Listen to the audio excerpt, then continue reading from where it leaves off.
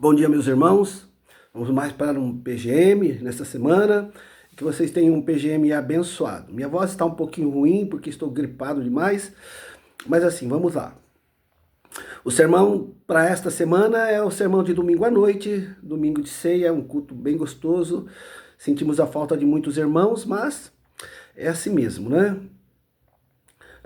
Mas que os nossos PGMs estejam em plenos, a atividade, e as pessoas estejam participando assim com muita disposição, ok?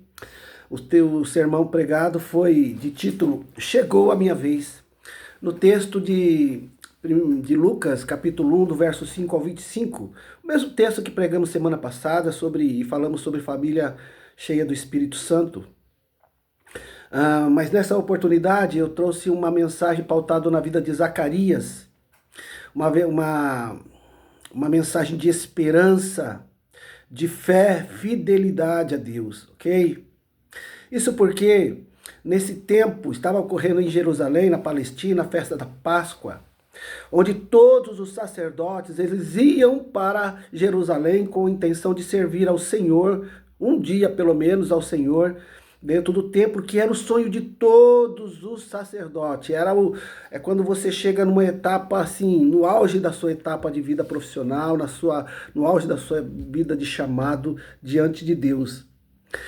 E haviam dentro, com relação a sacerdotes, 25 ordens de 1.000 sacerdotes em cada ordem. Então daria 25.000 sacerdotes presentes nessa época, para servir dentro do templo durante 15 dias. Não é um tempo suficiente para todos, então havia um sorteio, né, entre eles, e foi sorteado a ordem de Abias. Cada ordem tinha 1.000 sacerdotes, então 25.000 sacerdotes em 25 ordens, era sorteada para 15 dias uma ordem, e dentro dessa ordem havia 1.000 sacerdotes que deveriam ser sorteados também para servir um dia dentre os 15 dias. E saiu a ordem de Abias, da qual Zacarias era integrado, e surgiu e foi, por direção divina, acreditamos, que ele foi eleito ali para servir num dia desses 15 dias. E aí eu entendo, irmãos, isso é muito maravilhoso, porque um homem que vive a vida inteira dentro de um contexto, esperando algo, desejando, porque era tudo que um sacerdote queria na vida, era servir dentro do templo, e o nome dele foi escolhido. E dentro desse, eu fico pensando a alegria, né, da qual o coração dele estava explodindo.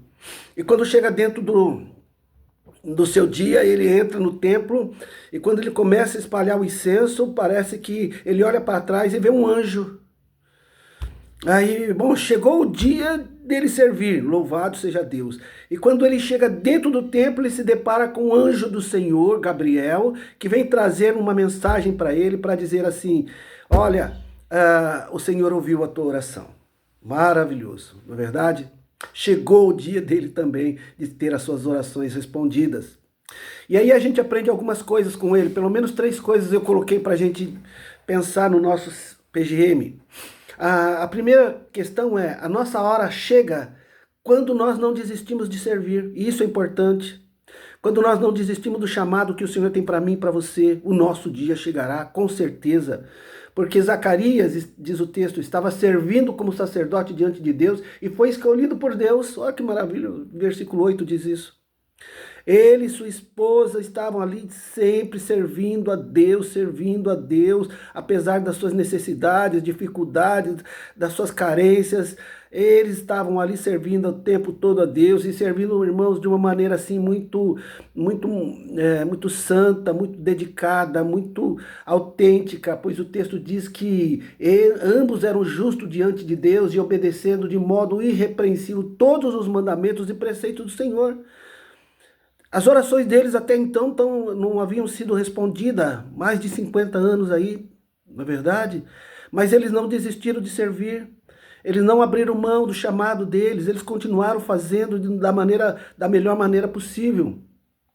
Aí o anjo disse assim, olha, a tua oração foi ouvida. E ele se perturba dentro de tudo aquilo, porque ele fala, nossa, é demais esse negócio, né?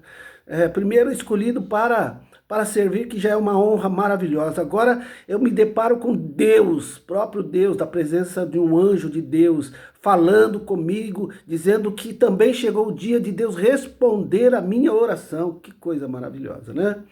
A gente sempre mesmo, diante das dificuldades, situações, na espera da oração, que muitas vezes não chega do jeito, no tempo que a gente quer, a gente deve seguir o exemplo de Abacuque, né? Que diz assim, mesmo não florescendo a figueira e não havendo uvas na videira, mesmo falhando a safra de azeitonas e não havendo produção de alimento na lavoura, nem ovelhas no curral, nem boi nos estábulos, ainda assim eu exultarei no Senhor e me alegrarei no Deus da minha salvação.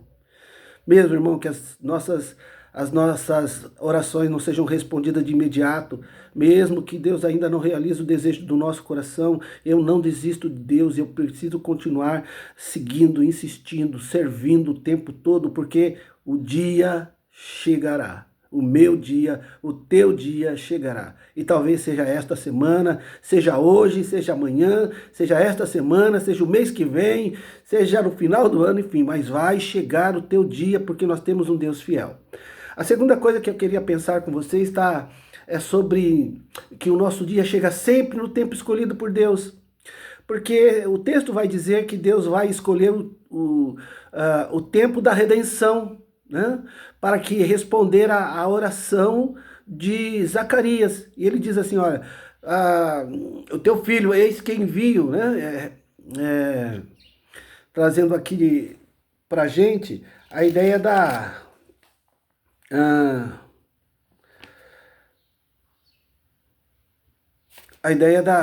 da profecia de Malaquias, capítulo 4, versos 5 e 6, que diz assim, eis que envio o grande dia e terrível do Senhor, e ele converterá os corações dos pais aos filhos, dos filhos aos pais, para que eu não venha e fira a terra com maldição. O que é que Deus está dizendo aí nesse texto? E eu quero pensar com vocês que o nosso dia chega sempre no tempo escolhido de Deus. Deus escolheu um tempo para fazer manifestar a sua graça sobre toda a terra. E João Batista ele nasce com propósito. Ele nasce com o propósito de ser aquele que vai anunciar a chegada do Messias no exercício do seu ministério. Ele vai ser a voz do que clama no deserto. Então Deus escolhe um tempo específico para nós, para responder às nossas orações, porque Deus também tem um propósito em nossas vidas para responder os nossos chamados, porque Deus, ele responde às nossas orações, Deus está pronto a atender os desejos do nosso coração, porque para tudo isso Deus tem um propósito na minha vida e na sua. E tem a ver com o reino dele, tem a ver com a glória dele, tem a ver com a bênção dele sobre nossas vidas. Queridos, isso é importante. Não é no tempo que eu quero, não é do jeito que eu quero, mas é sempre no tempo de Deus. Entendeu? Por isso permaneça fiel, porque o tempo de Deus vai chegar para a sua vida. E nesse tempo de Deus, Deus vai ter um propósito muito grande naquilo que Ele fizer para você. Na resposta de oração que Deus der, haverá um propósito maravilhoso e você vai se alegrar de maneira intensa e extensa, ok? Bom, e por terceiro ponto nosso, nós temos assim, o seu dia chegará mesmo quando falta a sua fé.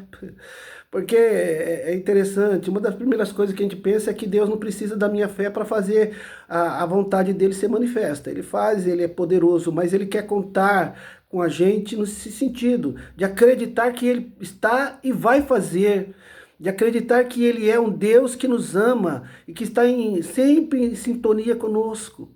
Um Deus que está sempre ouvindo as nossas orações e pronto a responder no tempo dele, para a glória dele, para o louvor e para o benefício da nossa vida nesta existência. Bom,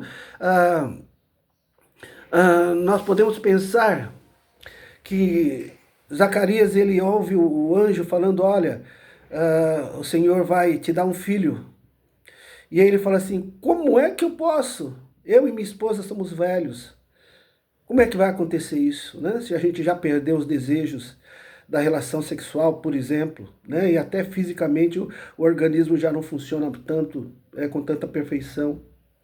Irmãos, eu fico tentando entender assim que às vezes a gente acredita mais nas nossas orações do que na realização do milagre.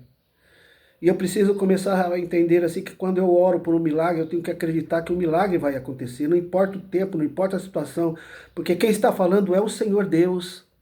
Quem responde a oração não é anjo, não. É Deus que responde as orações. Deus, Deus. Ainda que ele ande em figuras angelicais para trazer a mensagem, é Ele que responde a oração. E Ele tem poder para fazer o impossível na minha vida e na sua. E é interessante, irmãos, que o milagre chega, né? Depois que ele completa o tempo do serviço no templo, diz que eles vão para casa e Isabel engravida durante 5 meses ela não sai de casa. E quando a criança nasce, ela fala assim, isto é obra do Senhor, agora ele olhou para mim favoravelmente para desfazer a humilhação perante o povo. E eu fico olhando para esse texto, fico assim bem maravilhado com isso, porque é um casal que espera no Senhor, continua orando. E para uma mulher, queridos, nessa situação, ela era vista como uma mulher maldita na sociedade. Ela não tinha relações sociais, ela não tinha convivência social, ela era vista pelos outros assim como uma maldita e as pessoas tinham dificuldade de chegar perto dela porque é como se ela trouxesse uma lepra no corpo, ou seja, um pecado tão grande que ela não podia, Deus não podia favorecer ela. Então veja a situação espiritual dela, a situação emocional dela, a situação social dela. E o milagre vem, irmãos. E o milagre vem e restaura a sua vida espiritual. Né? Agora ela não é mais maldita, ela é abençoada. Agora restaura a sua mão, a sua vida emocional. Agora ela não é mais humilhada, mas ela é exaltada. E restaura a sua vida social, porque agora a família dela está completa. Veja que o milagre de Deus é maravilhoso. E ainda por cima, irmãos, finalizando aqui, a ideia da vinda de João Batista, né? O nascimento de João Batista, Deus dá mais para a gente do que a gente pede para ele. Olha que maravilha. Eles pediram um filho, e Deus dá a ele um profeta, o maior profeta que pisou sobre a terra, né? João Batista, diz o texto, que foi dos profetas foi o maior. E é impressionante, irmãos, como Deus, ele fala assim, olha, e esse menino, ele será cheio do Espírito Santo. Ele vai ser a entrada da graça de Deus nesse contexto, para que os corações dos pais se tornem aos filhos e dos filhos aos pais. E haja justiça manifesta nesta existência. Isso é maravilhoso, entender que Deus nos dá um presente, e esse presente tem um propósito muito grande. Assim é João Batista. E para finalizar, né, o Deus que é sempre tão misericordioso e bondoso, olha para Zacarias, né? O anjo fala assim para ele, olha, porque você não creu, você vai ficar 9 meses aí sem falar, até a criança nascer. Você não vai abrir a boca porque você duvidou. Às vezes é melhor a gente ficar calado e apenas ouvir o Senhor falar, né? E acreditar que é Ele que está dizendo. Porque há consequências nisso também.